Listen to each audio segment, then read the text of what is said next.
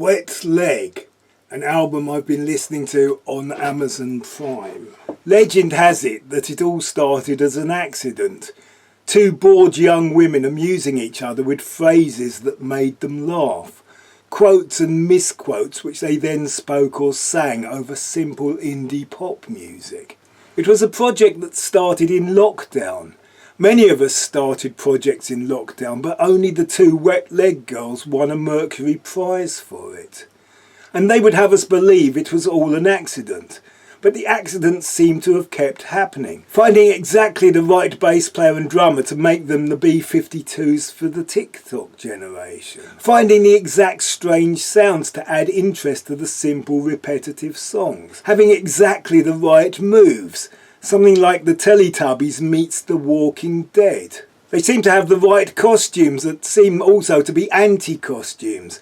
I presume they are ironic because they do not serve to make them look more beautiful, nor do they look comfortable, but they look too well presented to be grunge charity shop chic. It all seems kind of sweet and innocent in this era of voluntary disfigurement that seems to mimic post-apocalyptic dystopian imagery. The way they stand in relation to each other has an accomplished duo feel. Unlike Ant and Dec, they do not always stand on the same side, but one is nearly always behind the other, sometimes facing backwards. They seem to have accepted roles like Laurel and Hardy, and they exchange knowing looks. Also, it is the way the two principals stand in relation to the three hired hands that are the rest of the band. Hierarchy seems to be quite important to Wet Leg. Mostly though, they are just fun, they sound fun, and they sound like they're having fun. Being neither young nor female, I'm never going to get all their japes, but I can see how they work. The videos look like they are being very careful to put across just the right amount of appearing not to care. Like everything is random and accidental. The lyrics are funny, though I don't really know why. I get the naughtiness and sauciness, but I'm not au fait with all the cultural references and the list of things that they are bored with. The music sounds like a summary of the history of post-punk girl groups.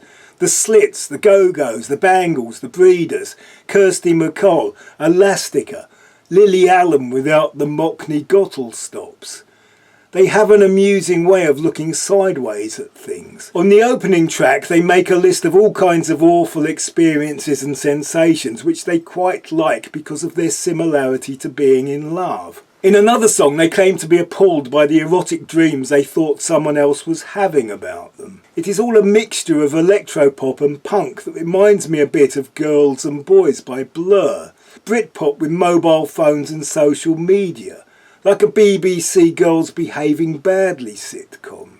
And of course there is the song that made them famous, Chaise Longue. You must remember it. Wet Leg.